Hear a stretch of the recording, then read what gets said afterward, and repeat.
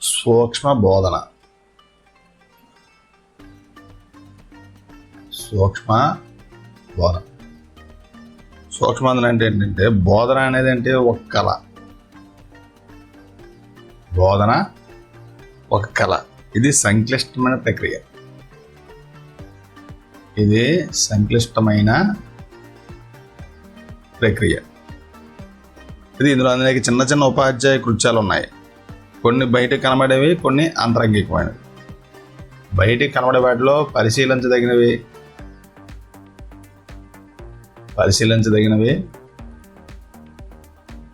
కొలవదగినవి, నమోదు చేయదగినవి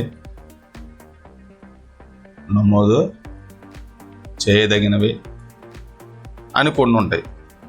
ఈ అనేక చిన్న చిన్న కృత్యాలు కలిసి కొన్ని బోధనా నైపుణ్యాలు అవుతాయి.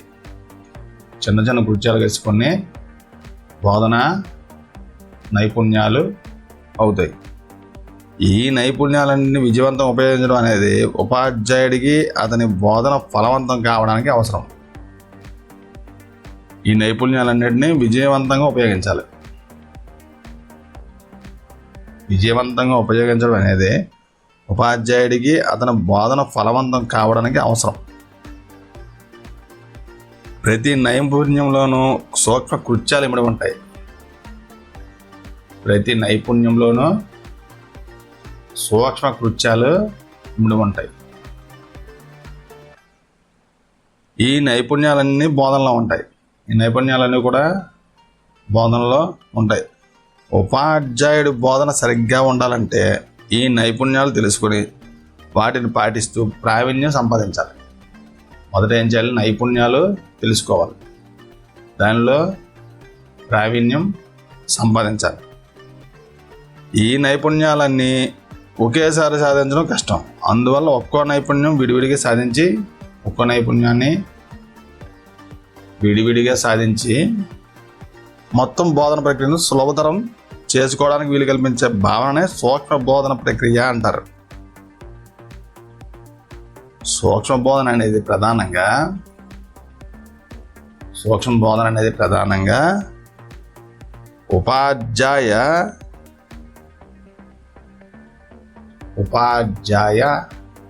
విద్యార్థి శిక్షణను అర్థవంతంగాను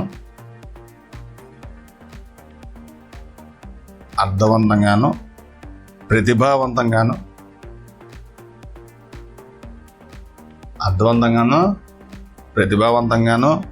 ప్రయోజనకరంగాను చేయడానికి ఉద్దేశించబడిన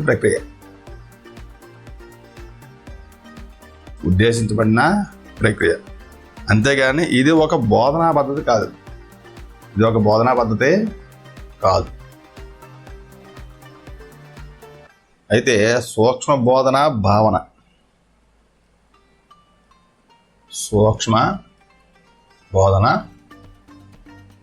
భావన ఉపాధ్యాయులు అనేక మెలకువలు, నైపుణ్యాల మధ్య సమన్వయం కుదుర్చుకొని బోధనా అభ్యసన ప్రక్రియను పూర్తి చేస్తారు. ఉపాధ్యాయులు ఈ ప్రక్రియలో పూర్తి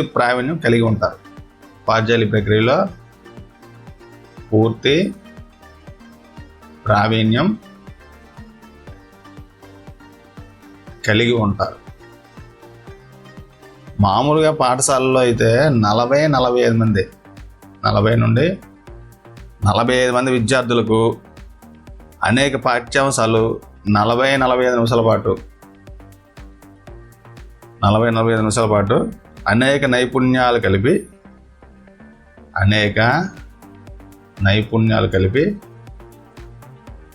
బోధన చేస్తారు. కానీ అటువంటి సంక్లిష్ట పరిస్థితుల్లో నూతనంగా బోధనాభ్యసన కళాశాలలో చేరిన విద్యార్థులు బోధించడానికి ప్రయత్నిస్తారు. ఇటువంటి పరిస్థితుల్లో ఏ నైపుణ్యాల్లో ఏ కృత్యాలు చేయాలో తెలియక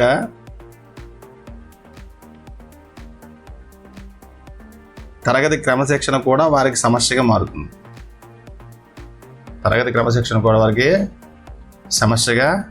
మారుతుంది. ఎక్కువ మంది విద్యార్థులకు ఎక్కువ భావనలు ఎక్కువ కాలంలో సక్రమంగా బోధన చేయలేకపోతున్నారు. ఇటువంటి ఇబ్బందులు, లోపాలు, సమస్యలు సరిదిద్ది ఉపాధ్యాయ విద్యార్థి శిక్షణా కాలంలో బోధన ఫలవంతం చేయడానికి ఉపాధ్యాయ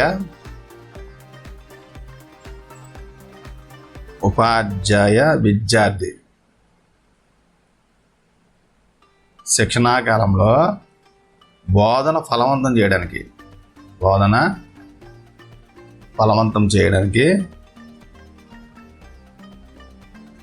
ధైర్యంగా, ఆత్మవిశ్వాసంతో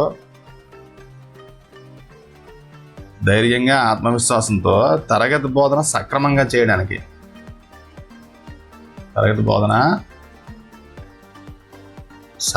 చేయడానికి ఉద్దేశించబడిందే ఈ సూక్ష్మ బోధన ప్రక్రియ. అయితే ఛాత్రోపాధ్యాయులు తరగతి గదిలో ధైర్యంగా, సమర్థవంతంగా బోధన చేయాలంటే కొంత శిక్షణ, కొన్ని బోధనా నైపుణ్యాలు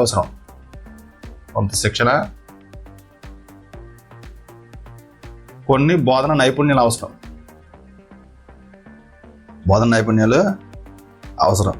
బోధనలో ఉపయోగించే వివిధ నైపుణ్యాలు వేటికవే ప్రత్యేకంగా విభజించి ప్రతి ఒక్క నైపుణ్యంలోనూ వాంఛనీయ ప్రవర్తనలు, అవాంఛనీయ ప్రవర్తనలు పేర్కొని వాంఛనీయ ప్రవర్తన సంపాదించే దిశలో చేసే ప్రయత్నమే సూక్ష్మ బోధన. ఇందులో ఏం చేస్తారంటే బోధనలో ఉపయోగించే వివిధ నైపుణ్యాలను ప్రత్యేకంగా విభజిస్తారు. వేటికవే ప్రత్యేకంగా విభజించి ప్రతి ఒక్క నైపుణ్యంలోనూ వాంఛనీయ ప్రవర్తనలు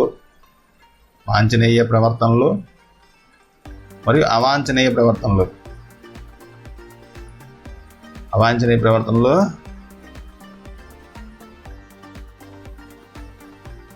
పేర్కొని వాంఛనీయ ప్రవర్తనను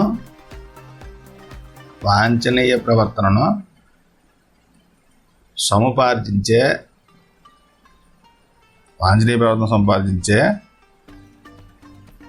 దిశలో చేసే ప్రయత్నం.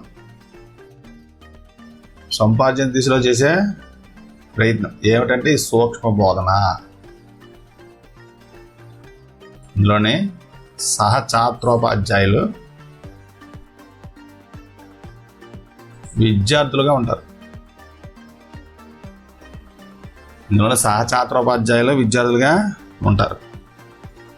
నెక్స్ట్ సూక్ష్మ బోధన అభివృద్ధి.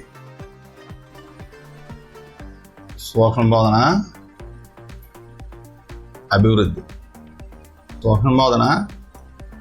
1960 దశకంలో మొదలైంది. ఇప్పుడు మొదలైంది ఇది 1960 దశకంలో మొదలైంది. ఉపాధ్యాయ విద్యలో ఛాత్రోపాధ్యాయుడి బోధన నైపుణ్యం పెంపొందించడానికి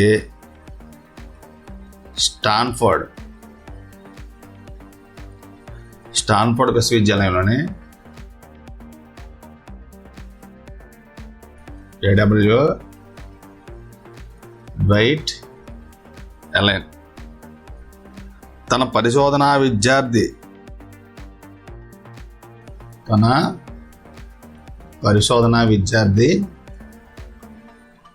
కీత్ ఎక్సెన్స్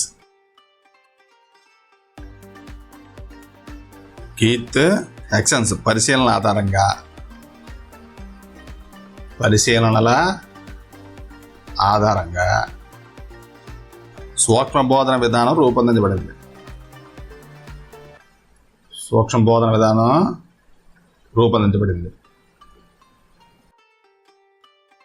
1963లో ఈ విధానానికి సూక్ష్మ బోధన అనే పేరు పెట్టడం జరిగింది. 1963లో ఈ విధానానికి ఏంటి సూక్ష్మ బోధన అనే పేరు పెట్టడం జరిగింది. ఈ విధానం మొదట అమెరికాలోని, తర్వాత బ్రిటన్, నెదర్లాండ్స్ వంటి ఐరోపా దేశాల్లోనూ ప్రాచుర్యం పొందింది. మన దేశంలో గుజరాత్ రాష్ట్రంలోని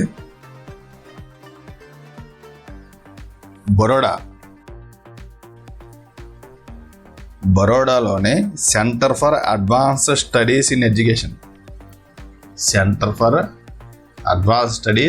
ఇన్ ఎడ్యుకేషన్ ఆధ్వర్యంలో ఈ నూతన విధానంపై ప్రయోగాలు జరిగాయి. ఈ నూతన విధానంపై ప్రయోగాలు జరిగేది. అయితే దీని నిర్వచనాలు ఏంటి ఒకసారి చూద్దాం. నిర్వచనాలు: సూక్ష్మ బోధన తరగతి పరిమాణంలోను తరగతి కాలంలోను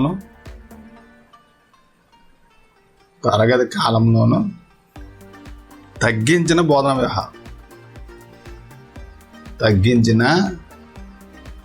బోధన వ్యూహం. ఎవరు చెప్పారు ఇది? A.W. Ellen, R.N. బుష్,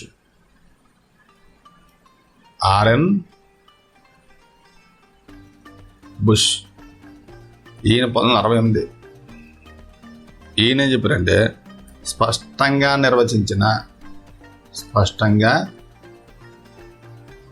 నిర్వచించిన బోధన నైపుణ్యాలను జాగ్రత్తగా తయారు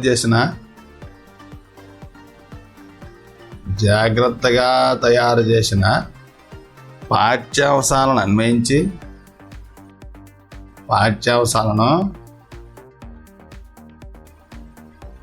అన్వయించి చిన్న చిన్న సమూహ విద్యార్థులకు చిన్న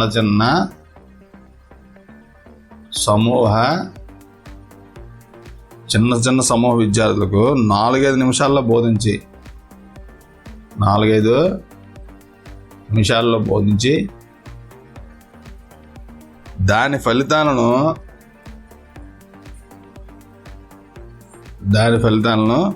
వీడియోలో చూసుకోవడానికి అవకాశం ఉన్నా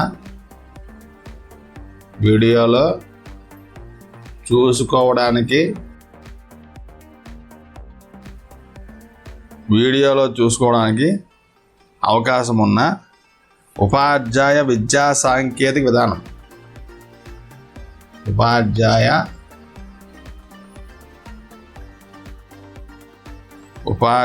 విద్యా సాంకేతిక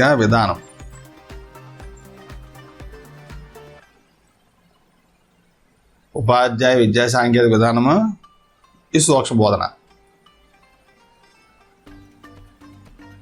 అని చెప్పడం జరిగింది. తర్వాత బీజే పాసి,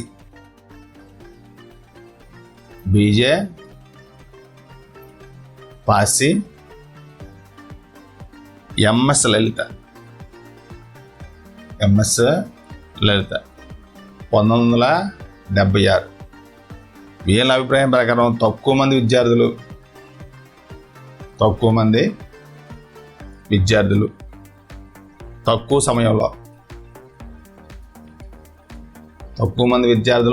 సమయంలో నిర్దేశిత బోధన నైపుణ్యాలను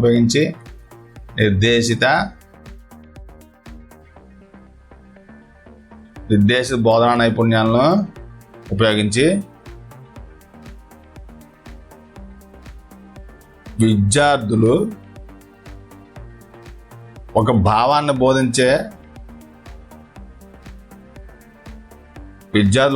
బోధించే శిక్షణా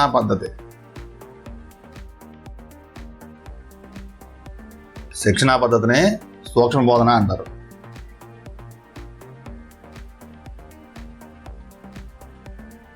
సూక్ష్మ బోధన విధానం. సూక్ష్మ బోధన విధానంలో ఒక ఛాత్రోపాధ్యాయుడు తాను అభ్యసించిన నైపుణ్యాలను పెంపొందించుకోవడానికి కింది విధానాలను అనుసరిస్తాడు. అవి ఏంటంటే ఒక సమయంలో ఒకే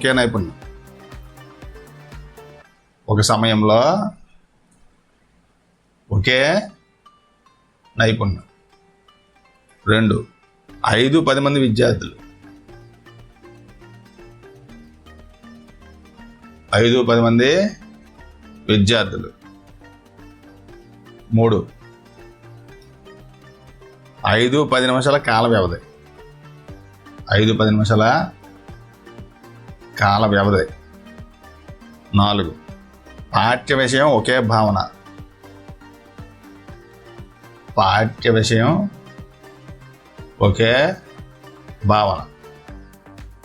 5. సహా తోటి విద్యార్థులకే బోధన. సహా తోటి విద్యార్థులకే బోధన. అవసరమైన పరిపుష్టి వెంటనే ఇవ్వడం. అవసరమైన పరిపుష్టి వెంటనే ఇవ్వడం. నైపుణ్యంలోని అంశాలపై కేంద్రీకరించడం. నైపుణ్యంలోని అంశాలపై కేంద్రీకరించడం. పై విధంగా ఒక నైపుణ్యాన్ని అభ్యాసం చేయడానికి ఒకే భావన గల సూక్ష్మ పాఠ్యభాగాన్ని 5-10 నిమిషాలు పట్టే పాఠ్యపథకంతో సూక్ష్మ ప్రణాళిక తయారు చేసుకుని 5-10 మంది విద్యార్థులకు బోధిస్తారు. అందువల్ల బోధనలో సంక్లిష్టత సరళంగా మారుతుంది. సంక్లిష్టత ఏమవుతుంది ఇక్కడ? సరళంగా మారుతుంది. ఇప్పుడు తయారు చేసుకున్న పథకం ప్రకారం విద్యార్థి బోధించిన తర్వాత పర్యవేక్షకుడు సహచర ఛాత్రోపాధ్యాయులు అతని బోధనలో లోటుపాట్లు వివరిస్తారు. సహచర ఛాత్రోపాధ్యాయులు అతని బోధనలో లోటుపాట్లు వివరిస్తారు.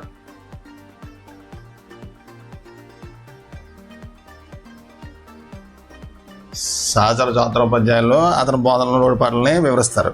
ఈ విధంగా క్రమబద్ధమైన పరిపుష్టి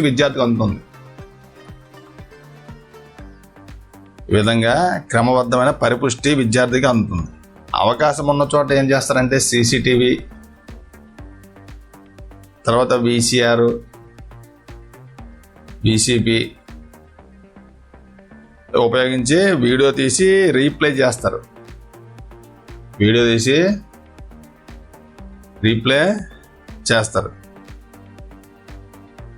పరిశీలించుకునే అవకాశం కూడా కలుగుతుంది. తోటి విద్యార్థులు ఉపాధ్యాయుడు ఇచ్చిన పరిపుష్టిని బట్టి తన పాఠ్యపథకంలో అవసరమైన మార్పులు చేసుకుంటాడు.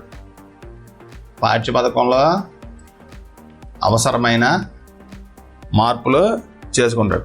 పునఃప్రణాళిక తయారు చేసుకుని కొంత విరామం తర్వాత వేరే బృందానికి పునఃబోధన చేస్తాడు.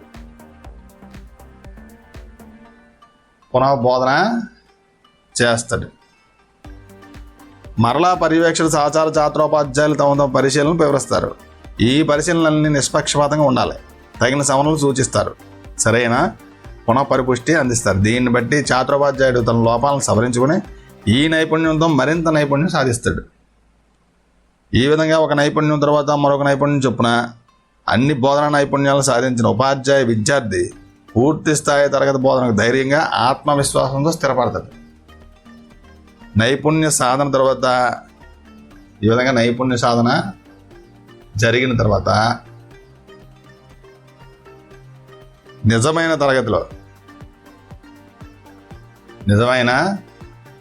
తరగతిలో బోధనకు ఉపక్రమిస్తాడు. దీనినే నైపుణ్య బదిలీ అంటారు. దీన్ని ఏమంటారు? నైపుణ్య బదిలీ అంటారు. ఈ విధానం అంతటినీ ఒక చక్రం రూపంలో చూపించవచ్చు. దీన్ని సూక్ష్మ బోధన చక్రం అంటారు. అదేంటంటే పథక రచన. ఏంటిది? పథక రచన. దీని తర్వాత ఏంటి? బోధన. అంటే ఇంచుమించు ఒక 6 నిమిషాలు వేసుకోండి. తర్వాత ఏంటంటే పరిపుష్టి, ఫీడ్బ్యాక్ అన్నమాట. తర్వాత ఏంటి? పరిపుష్టి. ఇది ఒక 6 నిమిషాలు. తర్వాత పునః పథక రచన.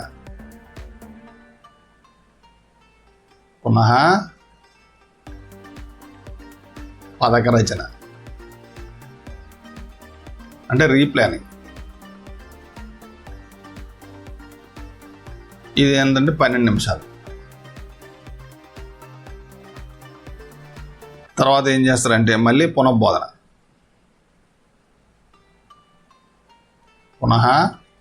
బోధన. ఇది ఒక 6 నిమిషాలు. పునఃబోధన తర్వాత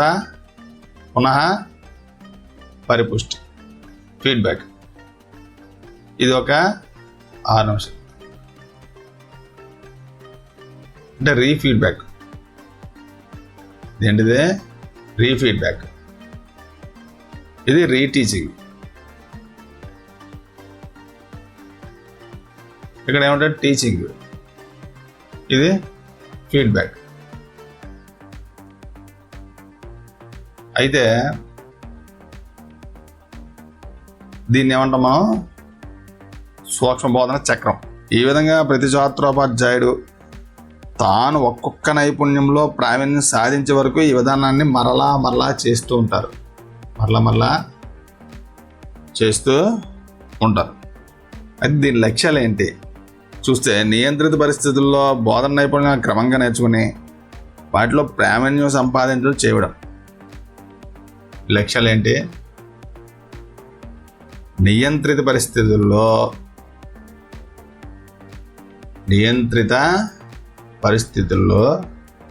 బోధన నైపుణ్యాలను క్రమంగా నేర్చుకుని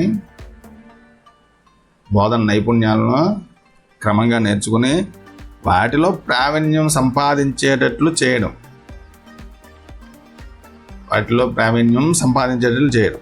తర్వాత బోధనకు అవసరమైన వివిధ బోధన నైపుణ్యాలను పెంపొందించడానికి, వాటిలో నైపుణ్యం సాధించడానికి సహాయ సహకారాలు అందించడం. తర్వాత అధ్యాపకుల, సహ విద్యార్థుల సాంకేతిక రంగాల నుంచి పొందే పరిపుష్టి ద్వారా అత్యధిక ప్రయోజనం పొందడం. సాధించిన నైపుణ్యాలను నిజమైన తరగతి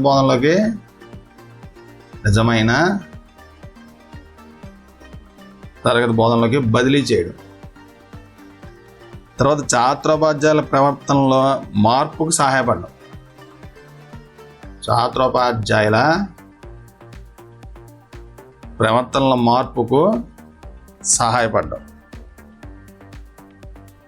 అయితే దీని స్వభావం, లక్షణాలు ఏంటి? సూక్ష్మబోధన యొక్క స్వభావం, లక్షణాలు. ఇది ఛాత్రోపాధ్యాయుల్లో బోధన నైపుణ్యాలను,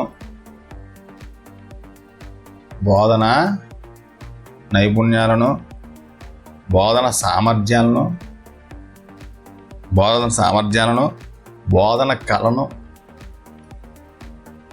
బోధన కళను పెంపొందించే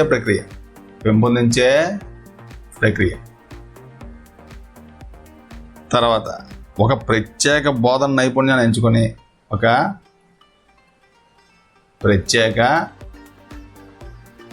నైపుణ్యాన్ని ఎంచుకొని సాధన చేసి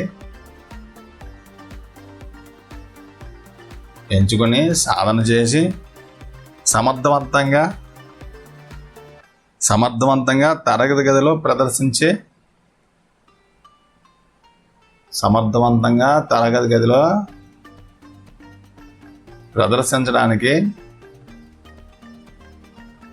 గదిలో ప్రదర్శించడానికి చక్కని అవకాశం కల్పిస్తుంది. తరగతి గది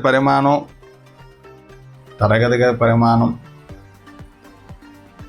బోధన సమయం, నైపుణ్యం, పాఠ్యాంశం తదితర అంశాల్లో సంక్లిష్టత తగ్గిస్తుంది.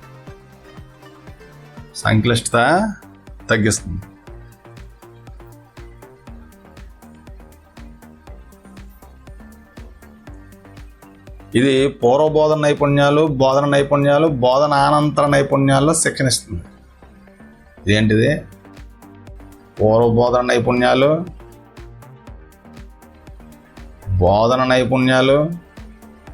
బోధనానంతర నైపుణ్యాలు,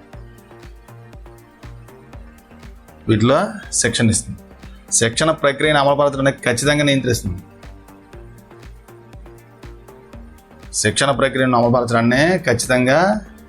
నియంత్రిస్తుంది.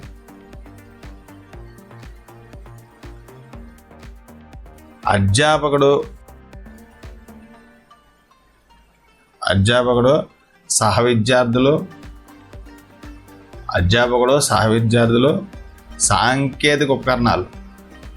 సాంకేతిక ఉపకరణాల సహాయంతో నమ్మకమైన పరిపుష్టినిస్తుంది.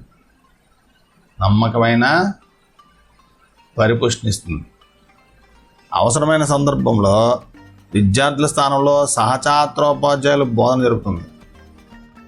అవసరమైన సందర్భంలో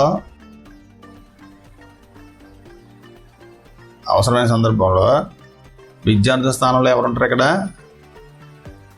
సహఛాత్రోపాధ్యాయులు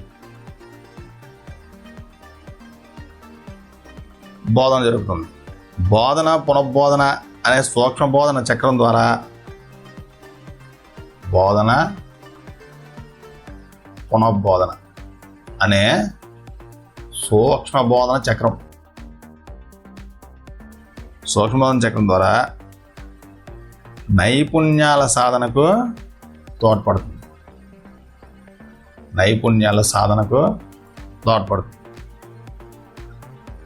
అయితే ఇందులో దశలు ఏంటి? సూక్ష్మ బోధనలో దశలు. జేసీ క్లిఫ్ట్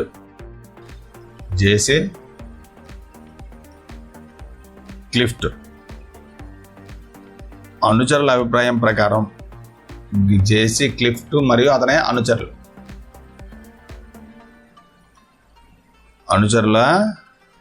అనుచరుల అభిప్రాయం ప్రకారం సూక్ష్మ బోధనలో 3 దశలు ఉన్నాయి. సూక్ష్మ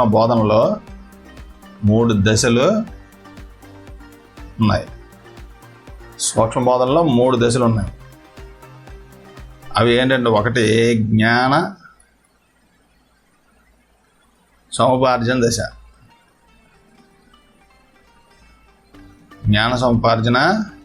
దశ. ఈ దశలో ఛాత్రోపాధ్యాయుడు తాను అభ్యాసం చేయవలసిన బోధన విభాగ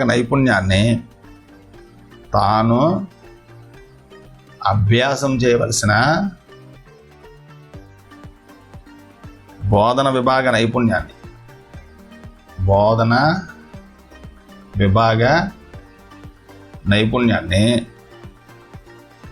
తరగతి గదిలో దాని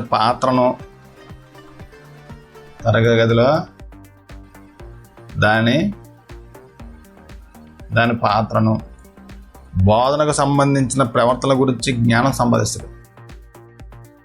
బోధనకు సంబంధించిన ప్రవర్తనల గురించి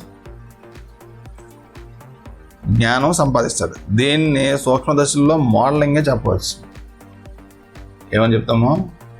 మోడలింగ్. నెక్స్ట్ 2 నైపుణ్య సముపార్జన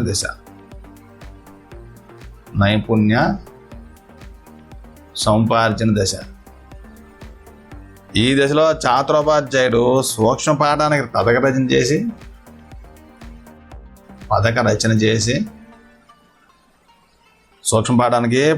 చేసి దాని ప్రకారం బోధించి పరిపుష్టి మూలంగా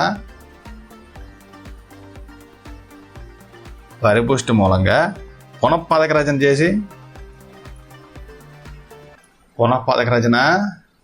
చేసి బోధించి ఈ పద్ధతుల నైపుణ్యాన్ని పెంపొందించుకుంటాడు. 3 ఏంటంటే బదిలీ దశ.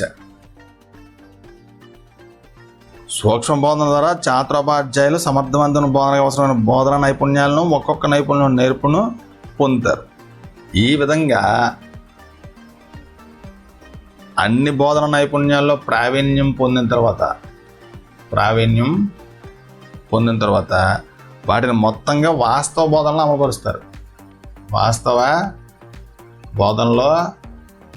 అమలుపరుస్తారు. దీన్నే మనం ఏమంటాం? బదిలీ దశ అంటాం. దీన్ని బదిలీ దశ. ఈ దశలో అన్ని బోధన నైపుణ్యాలను సమన్వయపరిచి సమర్థవంతమైన బోధన జరిగేటట్లుగా విద్యార్థులు తర్ఫీదు పొందుతారు. అయితే ఇక్కడ జ్ఞాన సముపార్జన దశ. ఇక్కడ ఏం జరుగుతుందంటే, కృత్యము 1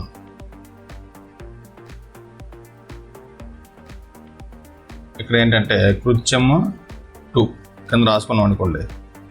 ఇదేంటిది? పూర్వదశ. ఎన్నుకోబడిన బోధన నైపుణ్యాన్ని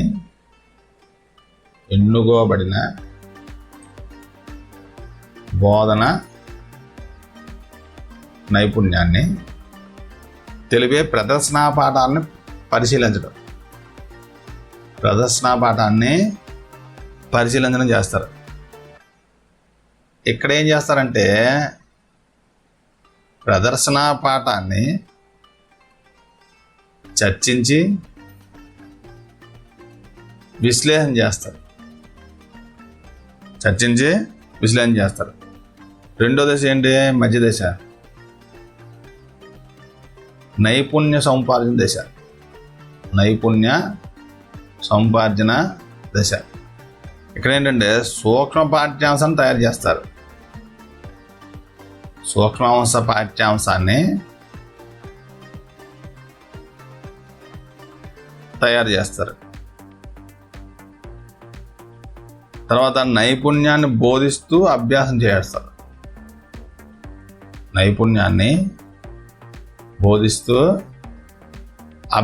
చేస్తారు. తర్వాత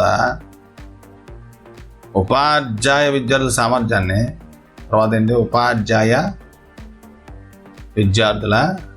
సామర్థ్యాన్ని మూల్యాంకనం చేస్తారు. తర్వాత ఎక్కడ నుండి ఏమవుతుంది? ఇది పునః బోధన.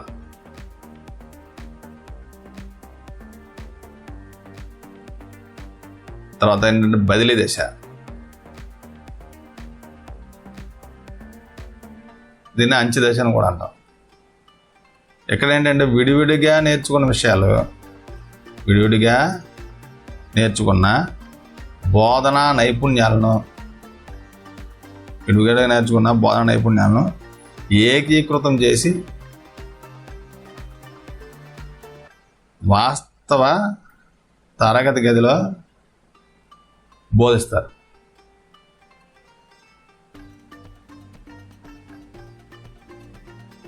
సూక్ష్మ బోధన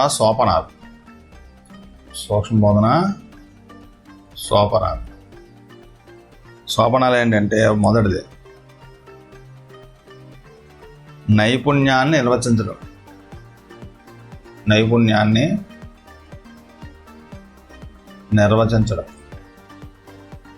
ఈ స్థాయిలో అభ్యాసం కోసం ఎంపిక చేసిన బోధనా నైపుణ్య ప్రాముఖ్యం, బోధనలో దాని పాత్ర, దానికి సంబంధించిన ప్రవర్తన లాంటి అంశాల గురించి చర్చరిపి ఆ నైపుణ్యంపై సరైన పరిజ్ఞానం కలిగించి ఆ నైపుణ్యాన్ని నిర్వచించడం జరుగుతుంది. అభ్యాసం కోసం ఎంపిక చేసిన బోధనా నైపుణ్యం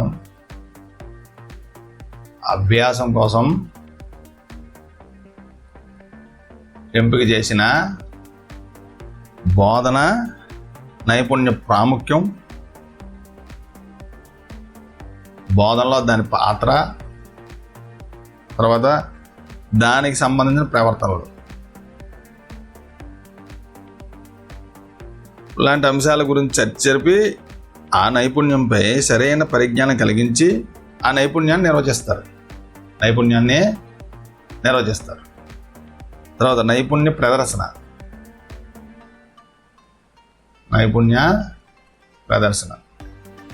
నైపుణ్యాన్ని నిర్వచించిన తర్వాత ఛాత్రోపాధ్యాయుడికి ఆ నైపుణ్యంపై ప్రదర్శన పాఠం అధ్యాపకుడి ద్వారా ఇవ్వడం జరుగుతుంది. ఆ నైపుణ్యంపై ప్రదర్శన పాఠం అధ్యాపకుడి ద్వారా ఇవ్వడం జరుగుతుంది.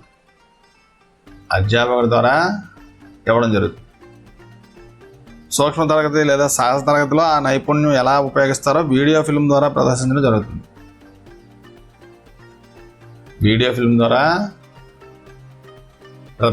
జరుగుతుంది. తర్వాత సూక్ష్మ పాఠ్య పథకం తయారు చేయడం.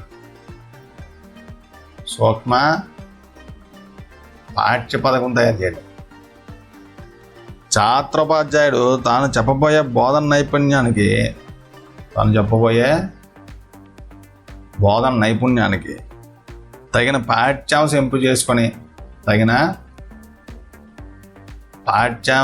చేసుకొని దానిపై 5-10 నిమిషాల్లో 5-10 నిమిషాల్లో పూర్తయ్యే పాఠ్యపథకం తయారు చేస్తాడు.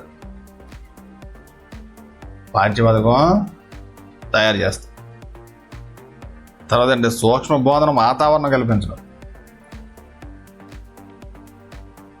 సూక్ష్మ బోధన చేయడానికి కావాల్సిన పరికరాలు సమకూర్చుకోవాలి. విద్యార్థులు, పర్యవేక్షకులు, తోటి ఉపాధ్యాయ విద్యార్థులు సరిగ్గా తమ స్థానాల్లో కూర్చునే విధంగా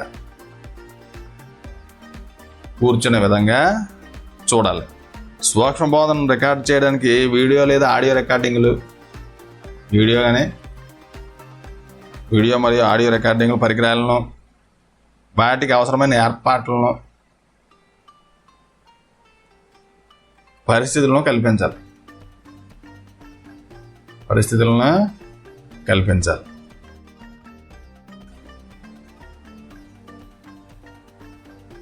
తర్వాత 5వది సూక్ష్మ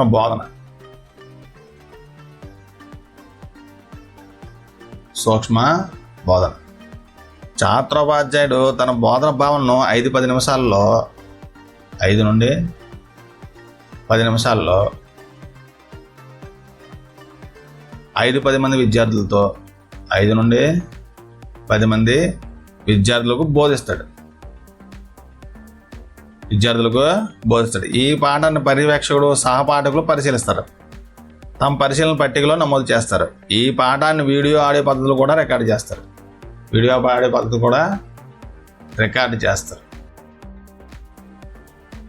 తర్వాత ఏంటంటే పరిపుష్టి, ఫీడ్బ్యాక్ అన్నమాట. పర్యవేక్షకుడు, సహపాఠకులు చేసిన పరిశీలనల ఆధారంగా ఛాత్రోపాధ్యాయుడికి అతని బోధన ప్రవర్తనపై పరిపుష్టిని అందిస్తారు. దీనికోసం ఆడియో, వీడియో ద్వారా రికార్డు చేసిన ఎంపిక పాఠాన్ని రీప్లే చేసి చూపించడం లేదా పరిశీలన పట్టిక ద్వారా కానీ, నిర్ధారణ మాపనం ద్వారా కానీ చూపించడం జరుగుతుంది. ఇప్పుడు దీనివల్ల ఏమవుతుందంటే ఛాత్రోపాధ్యాయుడికి తాను చేసిన బోధన కార్యక్రమాన్ని స్వయంగా చూసుకొని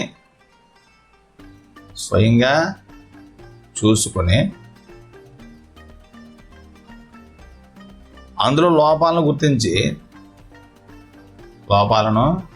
గుర్తించి పునఃబోధనానంతరం సవరించుకోవడానికి అవకాశం ఉంటుంది. సవరించుకోవడానికి వీలుంటుంది. తర్వాత పునఃపథక రచన.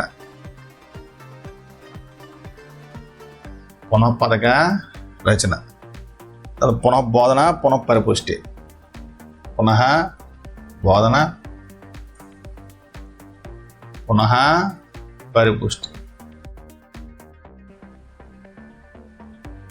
పరిపుష్టి ఆధారంగా ఛాత్రోపాధ్యాయుడు మార్పులు చేర్పులు చేసిన తర్వాత సూక్ష్మ పాఠ్యపథకాన్ని పునఃపథక రచన చేస్తాడు. మళ్ళీ సూక్ష్మ పాఠ్య పథకాన్ని పునఃపథక రచన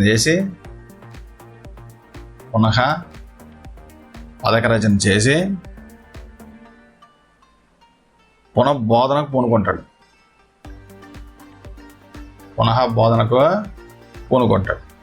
పునఃబోధనానంతరం మరలా పరిపుష్టి ఇవ్వడం జరుగుతుంది.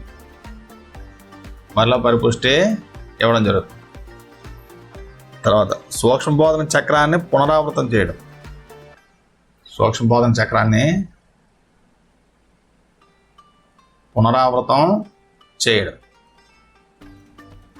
ఛాత్రోపాధ్యాయుడు తాను ఎంపిక చేసిన బోధన నైపుణ్యాన్ని సంతృప్తికరంగా అనుకున్న స్థాయిని సాధించే వరకు పదే పరపదం చేసి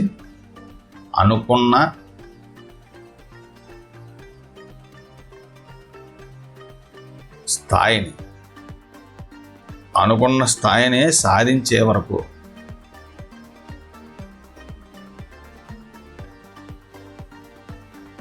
పదే పదే పునః పథక రచన చేసి పునః బోధన చేసి పునః పరిపుష్టి చక్రం పునరావృతం అవుతూనే ఉంటుంది. తర్వాత ఏంటంటే నైపుణ్య బదిలీ. ఛాత్రోపాధ్యాయుడు సూక్ష్మబోధన వాతావరణంలో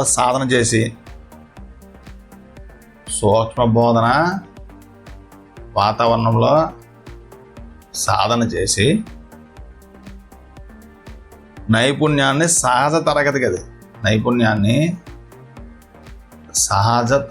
గది వాతావరణంలోకి బదిలీ చేస్తాడు. అంటే సహజ వాతావరణంలో ఇతర నైపుణ్యాలతో కలిపి తరగతి గదిలో బోధన చేస్తాడు అన్నమాట. అది దీనివల్ల ప్రయోజనాలు ఏంటి? దీనివల్ల ప్రయోజనాలు సూక్ష్మబోధనలో సాధారణ తరగతిలో ఉండే సంక్లిష్టతలు తగ్గుతాయి. సాధారణ తరగతిలో ఉండే సంక్లిష్టతలు తగ్గుతాయి. తర్వాత ఉపాధ్యాయ విద్యార్థి ప్రవర్తనలో తగిన మార్పును తీసుకురావడానికి ఉపయోగపడుతుంది. ఉపాధ్యాయ విద్యార్థి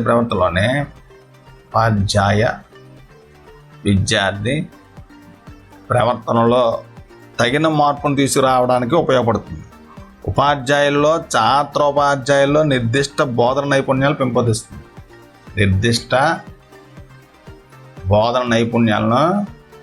పెంపొందిస్తుంది. ఉపాధ్యాయ విద్యార్థుల సామర్థ్యం సాధారణ శిక్షణలో కంటే ఎక్కువ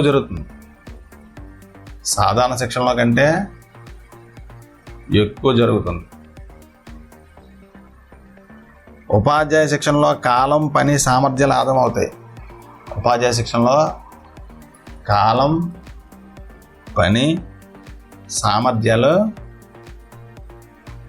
ఆదా అవుతాయి.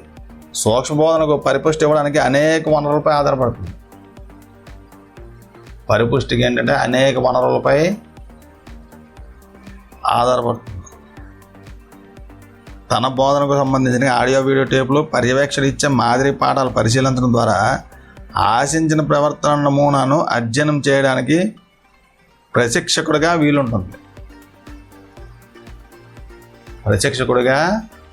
వీలుంటుంది. ఈ నమూనాలు మార్గదర్శకం చేసుకుని ఉపాధ్యాయ విద్యార్థి తన సొంత బోధనా శైలిని అభివృద్ధి చేసుకుంటాడు అన్నమాట. తర్వాత సాధారణ గదిలో బోధన జరపగల ఆత్మవిశ్వాసం పెరుగుతుంది. సాధారణ గదిలో బోధన చేయగల ఆత్మవిశ్వాసం పెరుగుతుంది.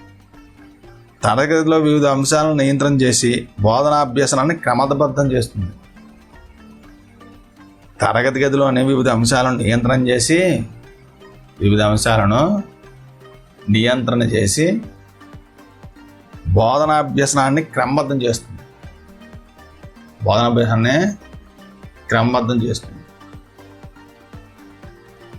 సూక్ష్మ బోధన ఛాత్రోపాధ్యాయులకు లేదంటే విద్యార్థి ఉపాధ్యాయులకు లేదంటే ఉపాధ్యాయ విద్యార్థులకు బోధనకు కావాల్సిన నల్లబల్ల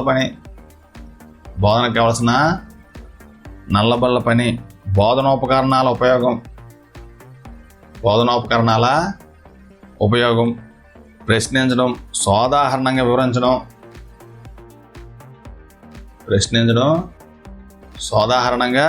వివరించడం, తరగతి నిర్వహణ వంటి అంశాలలో వారికి తగిన నైపుణ్యాలను అభివృద్ధి చేస్తుంది. ఉపాధ్యాయ వృత్తిలో నూతనంగా ప్రవేశించే వారికి అవసరమైన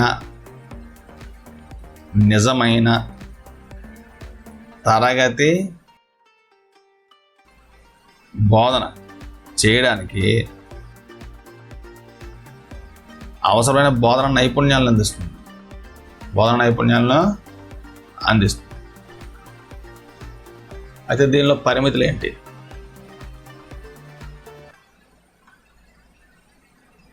విషయ ప్రాధాన్యం తక్కువ,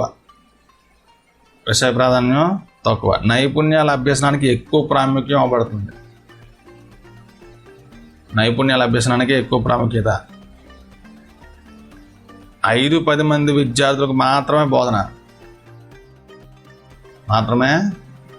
బోధన. పూర్తి స్థాయిలో బోధన చేసేటప్పుడు విఫలమవడానికి ఏమవుతుంది, కారణం అవుతుంది. పరిపుష్టి అందజేసే పరిశీలన పట్టికలు, నిర్ధారణ మాపనలు, ఆడియో వీడియో రికార్డింగ్లు, సీసీటీవీలు మొదలైన సాధనాలు ఉపాధ్యాయ విద్యార్థి స్థాయికి మించి అధిక వ్యయంతో కూడుకున్నవి.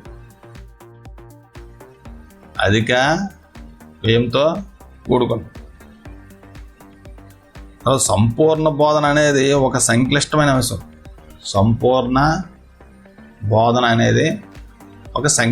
అంశం. దీనిని సరళమైన బోధన నైపుణ్యాలు విశ్లేషించడం కష్టం. సూక్ష్మ బోధన పరిధి చాలా స్వల్పం. కొన్ని బోధన నైపుణ్యాలు మాత్రమే సాధన ద్వారా అభివృద్ధి చేయడానికి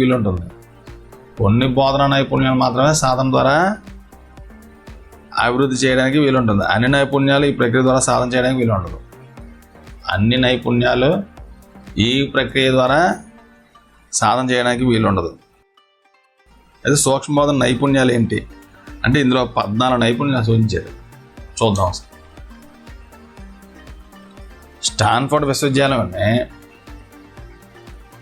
స్టాన్ఫర్డ్ విశ్వవిద్యాలయంలోనే విద్యా పరిశోధకులు ఎలెన్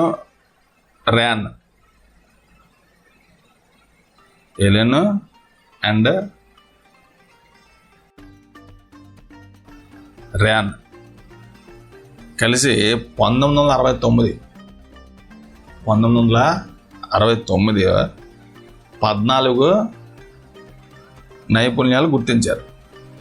అవి ఏంటంటే, ఒకటి ఉద్దీపన మార్పు. 2 నిశ్శబ్ద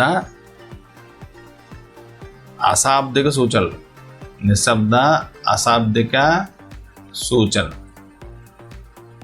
3 ప్రశ్నించడంలో వాగ్దాటి.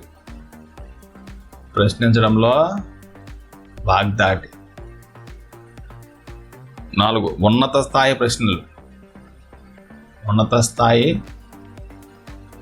ప్రశ్నలు. ప్రవర్తనను గుర్తించడం.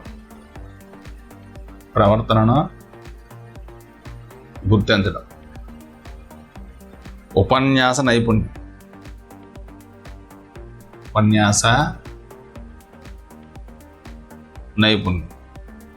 సమాచార ప్రసార ముగింపు.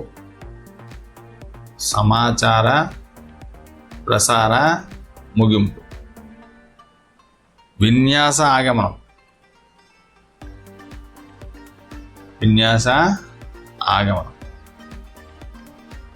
అభ్యసన పరిపుష్టి.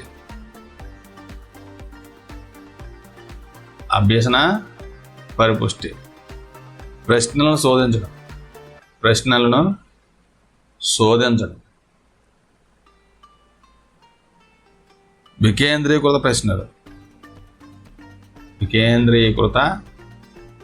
ప్రశ్నలు. ఉదాహరణల వినియోగం. ప్రణాళికాయుత పునరావృత్తి.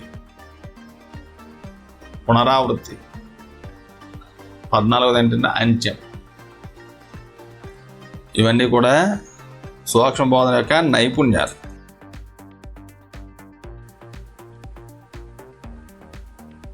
తర్వాత బీకే పాసి అతని అనుచరులు గుర్తించిన నైపుణ్యాలు చూద్దాం. ఎవరు వీళ్ళు? బీకే పాసి అతని అనుచరులు.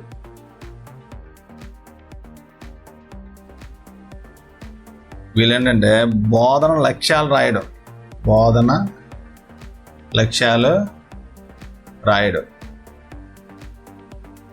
2 ప్రశ్నించడంలో వాగ్దాటి.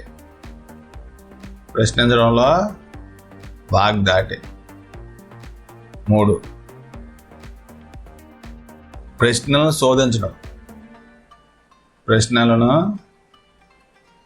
శోధించడం. వివరించడం.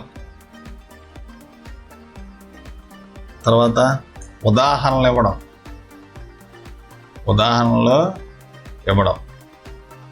ఉద్దీపన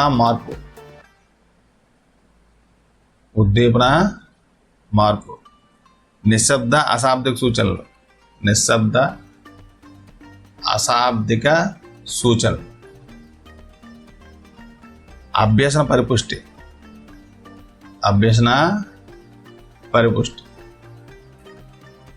విద్యార్థుల భాగస్వామ్యాన్ని వృద్ధి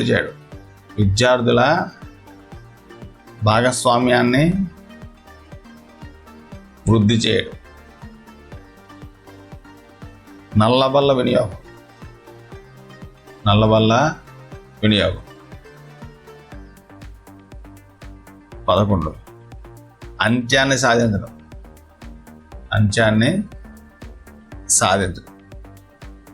12. శ్రద్ధాశక్తులు గుర్తించడం.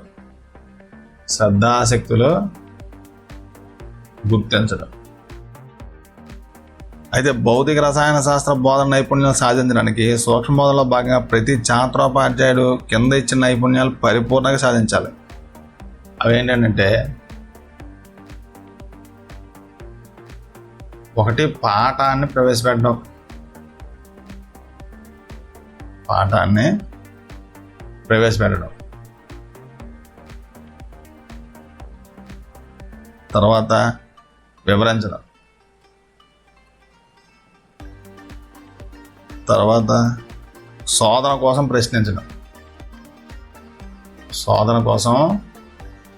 ప్రశ్నించడం. పునర్భరణం. తర్వాత ముగింపు సమాప్తి.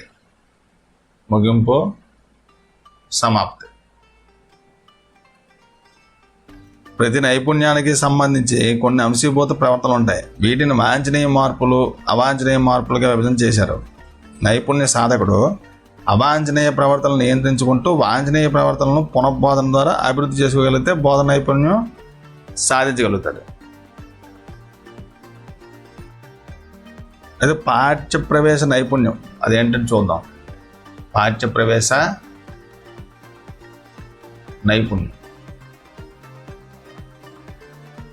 ఉపాధ్యాయుడు తన విద్యార్థులకు నూతన విషయాలు నేర్చుకోవడానికి సంసిద్ధపరచాలి.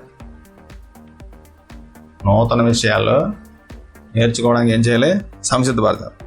నూతన జ్ఞానాన్ని సేకరించడానికి తగిన విధంగా ప్రేరణ కలిగించాలి.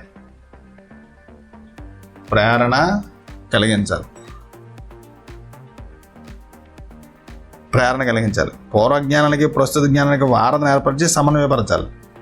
ప్రస్తుత పాఠ్యాంశంతో ఉన్న జ్ఞానాన్ని వెలికితీసి పాఠ్యాంశం వైపు దృష్టిని మరలించాలి.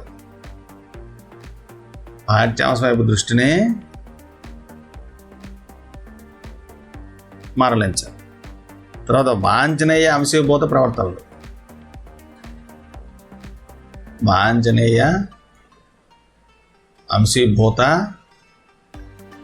ప్రవర్తనలు. పూర్వజ్ఞానాన్ని అనుభవాలను ఉపయోగించడం.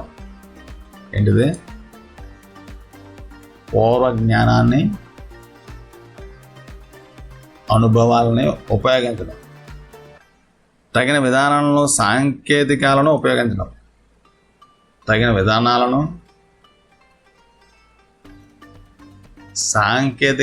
వినియోగించడం. తర్వాత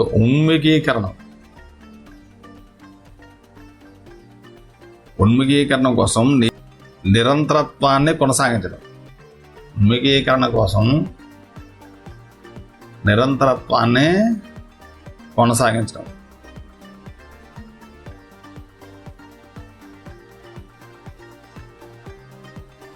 శాబ్దిక అశాబ్దిక ప్రవర్తనలు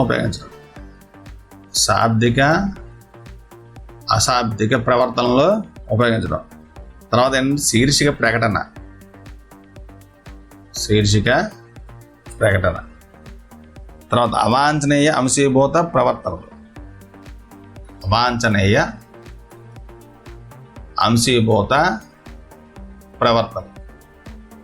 ఇవేంటంటే విద్యార్థుల పూర్వజ్ఞానాన్ని అనుభవాన్ని వినియోగించలేకపోవడం అన్నమాట. తర్వాత సరైన పద్ధతులు ప్రక్రియలు వినియోగించలేకపోవడం.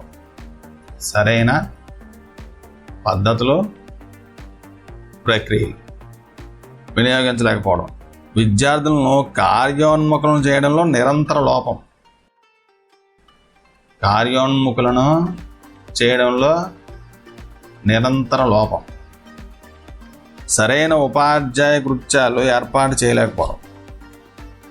సరైన ఉపాధ్యాయ కృత్యాలు ఏర్పాటు చేయలేకపోవడం. తర్వాత వివరించడం, వివరణాత్మక నైపుణ్యం.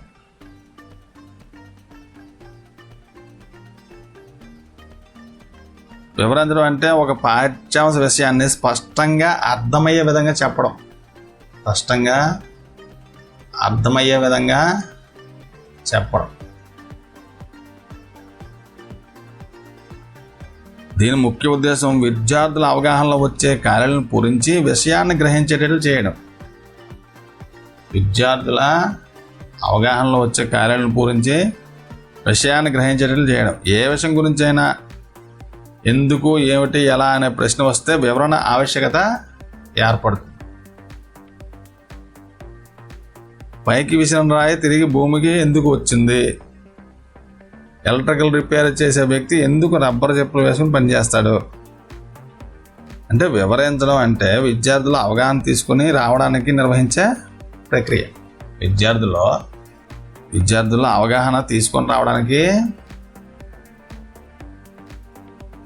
నిర్వహించే ప్రక్రియ. వివరించడంలో ఉదాహరణలు, కారణాలు, చిన్న చిన్న కృత్యాలు కూడా అవసరమవుతాయి. చార్ట్లు, ప్రదర్శనలు కూడా అవసరమవుతాయి. వివరించడం అనే ప్రక్రియను సక్రమంగా చేయాలంటే ఉపాధ్యాయుడికి నిరంతర అభ్యాసం, నైపుణ్యం, గ్రంథపఠనం అవసరం. అలాగే వారి వయస్సు, ప్రజ్ఞాస్థాయి, పూర్వ అనుభవాలు, కుటుంబ నేపథ్యం మొదలైనవి కూడా దృష్టిలో పెట్టుకోవాలి. తర్వాత వాంఛనీయ ప్రవర్తనలో మార్పులు. వాంఛనీయ ప్రవర్తనలో మార్పులు.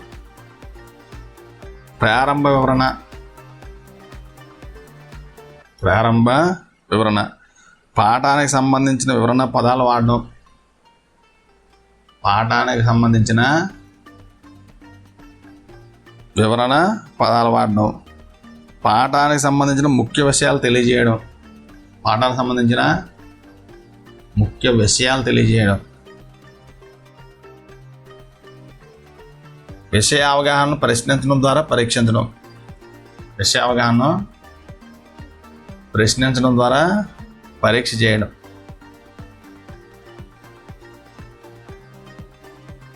తర్వాత ముగింపు చేయడం. తర్వాత అవాంఛనీయ ప్రవర్తన మార్పులు ఏంటంటే అసందర్భ విషయాలు చర్చించడం. అసందర్భ విషయాలు చర్చించడం.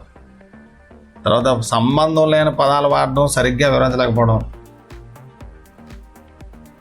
వివరించలేకపోవడం. సంబంధం లేని పదాలు వాడడం. పాఠ్యాంశాన్ని జాగ్రత్తగా కొనసాగింపు చేయలేకపోవడం.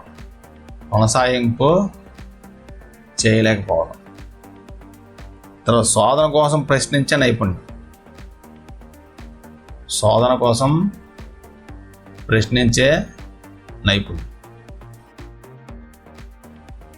ప్రశ్నించడం అనేది ఒక కీలకమైన బోధన కౌశలం.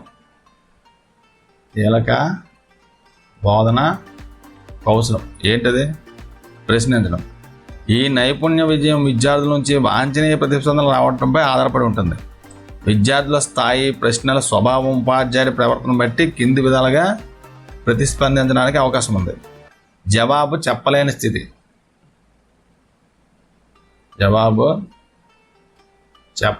స్థితి. విద్యార్థికి ప్రశ్న అర్థం కానప్పుడు, ప్రశ్నలో అనవసరమైన పదాలు ఉన్నప్పుడు,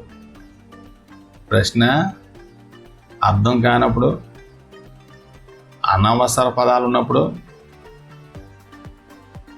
పాఠ్యాంశంతో సంబంధం లేనివి.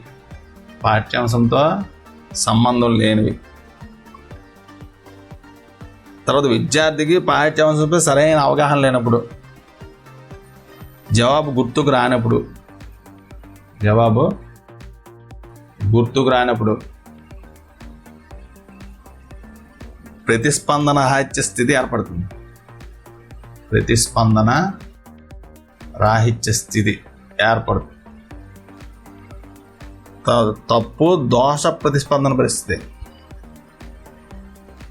తప్పు దోష ప్రతిస్పందన పరిస్థితి. పాఠంలో అన్ని అంశాలు, భావనలు, యథార్థాలు సాధారణంగా పట్ల సరైన జ్ఞానం అవగాహన లేనప్పుడు విద్యార్థులు తప్పు జవాబు చెప్పే పరిస్థితి కూడా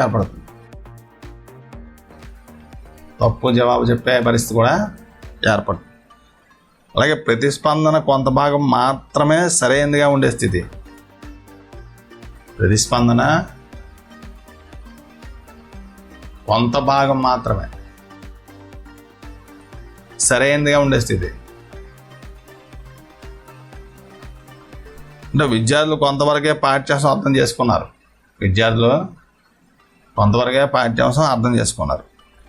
కానీ మిగిలిన భాగంపై సరైన అవగాహన లేదు.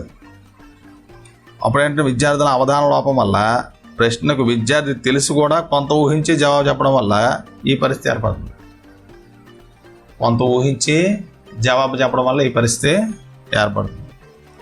బోధన లక్ష్యాలను సాధించడానికి విద్యార్థుల నుంచి తాను ఆశించే సమాధానం రాబట్టడానికి ఉపయోగపడే నైపుణ్యమే ప్రశ్నించే నైపుణ్యం. అంటే బోధన లక్ష్యాలను సాధించడానికి విద్యార్థుల నుంచి తాను ఆశించే సమాధానం రాబట్టడానికి ఉపయోగపడే నైపుణ్యం. దీన్నే ప్రశ్నించే నైపుణ్యం అంటారు. తర్వాత వాంఛనీయ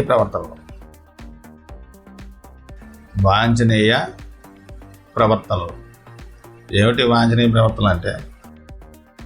ఫస్ట్ ప్రేరేపించడం.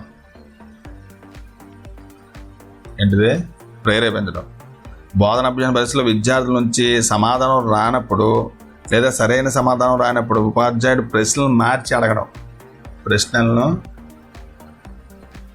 మార్చి అడగడం కానీ, కొంతవరకు క్లూ ఇచ్చి కానీ మరలా అడగవచ్చు. మళ్ళీ అడగవచ్చు. ఈ విధంగా హింట్ ఇచ్చి ప్రశ్నించినప్పుడు జవాబు సరిగా వచ్చే అవకాశం ఉంది. తర్వాత ఏంటంటే అదనపు సమాచారం రాబట్టడం. ఇది ఎలా అంటే విద్యార్థి ఇచ్చిన సమాధానం సంతృప్తికరంగా లేనప్పుడు లేదా కొంత భాగమే సరైంది అయినా ఉపాధ్యాయుడి విషయం గురించి ఇంకా ఏం చెప్పగలవు, ఇంకా కొంత దూరం సమాచారం ఇవ్వు, ఇంకా కొన్ని ఉదాహరణలు ఇవ్వు, ఇలా అదనపు సమాచారం రాబడ్డం అన్నమాట. తర్వాత పునర్నిర్దేశం.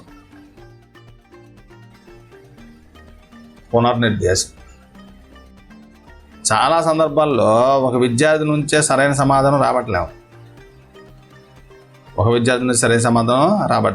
ఆశించిన సమాధానం కోసం మరికొంతమంది విద్యార్థులను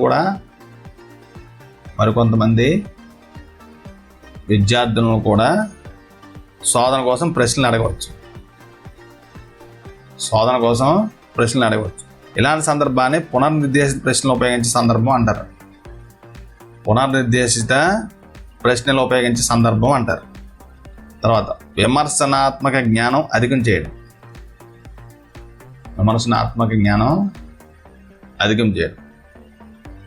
ఉపాధ్యాయుడు విద్యార్థిని తన సమాధానాన్ని ఏ విధంగా సమర్పించగలడో అని ప్రశ్నించడం. అంటే దీన్ని ఎలా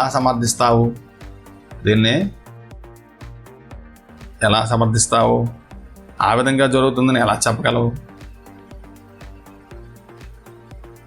ఇలా జరగడానికి కారణం ఏంటి, ఇలాంటి ప్రశ్నలు అన్నమాట. పునర్దృష్టి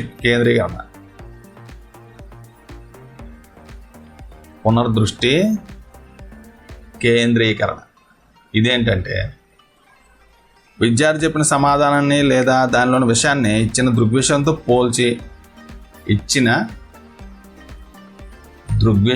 పోల్చి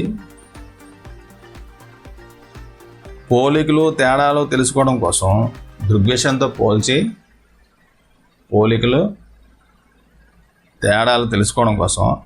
ప్రేరేపించే ప్రశ్నలు.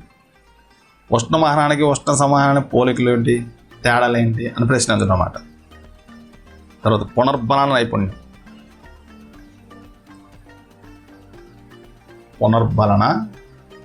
నైపుణ్యం. విద్యార్థులు ఉపాధ్యాయుడి ప్రశ్నలకు జవాబులు ఇచ్చిన తర్వాత ప్రతిస్పందన కోసం చూస్తారు. వారి సమాధానాన్ని అధ్యాపకుడు మెచ్చుకోవడం పునర్బలనాన్ని కలిగిస్తుంది. వారు దానితో ఇంకా ఎక్కువగా బోధన అభ్యసన కార్యక్రమంలో పాల్గొంటారు, బాగా నేర్చుకుంటారు. అలా కాకుండా ఉపాధ్యాయుడు మెచ్చుకోకుండా నిరుత్సాహపరిచినట్లయితే వారు స్తబ్దంగా ఉండిపోతారు. ఈ విధంగా ధనాత్మకంగా లేదా రుణాత్మకంగా పునర్బలనాలు 2 రకాలుగా ఉంటాయి. ధనాత్మకంగా కానీ రుణాత్మకంగా 2 రకాలుగా ఉంటాయి. పునర్బలనాలు 2 రకాలుగా ఉంటాయి. అయితే అనుకూల పునర్బలనం ఏంటంటే, ఇటువంటి పునర్బలనం విద్యార్థుల అభ్యసన ప్రవర్తనలను మెరుగుపరుస్తుంది. వాంఛనీయమైన ప్రవర్తన మార్పులు కలుగుతాయి. అవును, బాగా చెప్పావు ఇలాంటి పదాలు అన్నమాట. అవును అని కానీ, బాగా చెప్పావు అని కానీ, ఇలాంటివి. అనుకూల పునర్బలనం. ప్రతికూల పునర్బలనం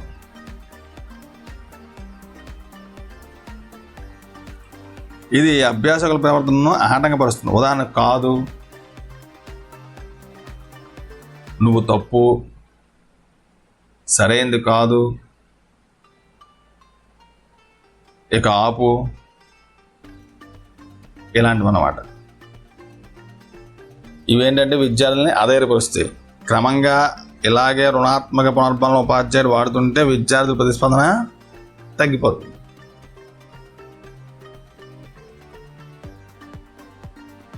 ఈ పునర్బలంలో వాంఛనీయ ప్రవర్తన ఎలా ఉంటాయంటే, అనుకూల శాబ్దిక పునర్బలనాల ఉపయోగం. తర్వాత అనుకూల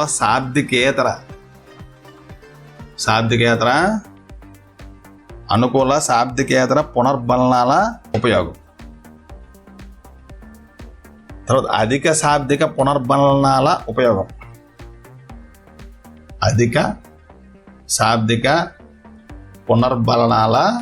ఉపయోగం. తర్వాత బహుమానాల ఉపయోగం. ఇందులో అవాంఛనీయ ప్రవర్తనలు ఏంటంటే, వ్యతిరేక శాబ్దిక పునర్బలనాల ఉపయోగం.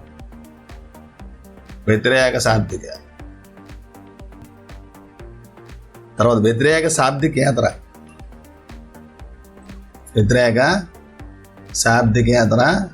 పునర్బలనాల ఉపయోగం. దోష పునర్బలనాల ఉపయోగం. తర్వాత దండన ఉపయోగం. ఇవన్నీ ఏంటంటే ప్రతికూల అవాంఛనీయమైన ప్రవర్తనలు. తర్వాత పాఠ్యాంశం ముగింపు. బోధించిన పాఠ్యాంశంపై కొన్ని ప్రశ్నలు వేయడం ద్వారా ఉపాధ్యాయుడు ముఖ్య భావనలను, సారాంశాలను చెప్పి పాఠ్యాంశాన్ని ముగించడం. ముఖ్య భావనలు, సారాంశం చెప్పి పాఠ్యాంశాన్ని ముగించడం. ఉపాధ్యాయుని ప్రశ్నలు తార్కికంగా పాఠానికి చెందినవి, మొత్తం పాఠాన్ని స్పృశించేటట్లు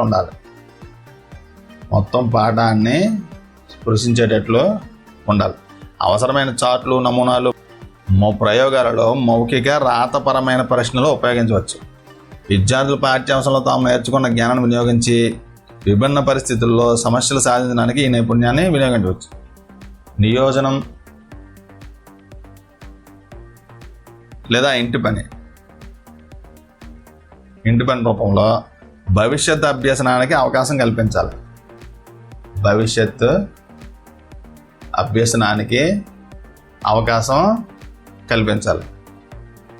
విద్యార్థులు పూర్వజ్ఞానం, కొత్తగా నేర్చుకున్న జ్ఞానాన్ని పునర్విమర్శ చేయాలి. అయితే ఇందులో అంశీభూతాలు ఏంటంటే,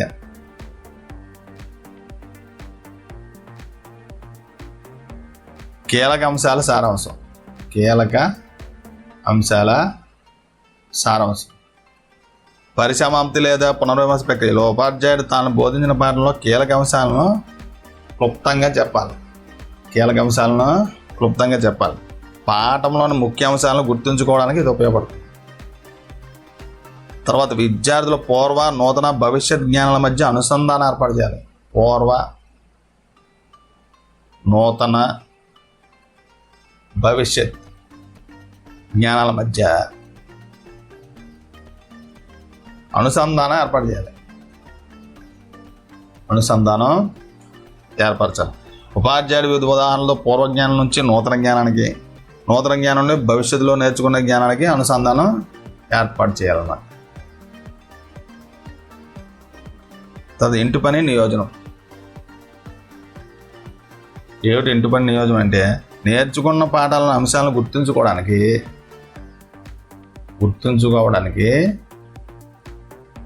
వినియోగించుకోవడానికి అభ్యాసం మెరుగుపరుచుకోవడానికి బోధన చివరిలో ఇంటి పని ఇవ్వాలి లేదా నియోజనం అన్నమాట. ఇంటి పని నియోజనం ఇవ్వాలి.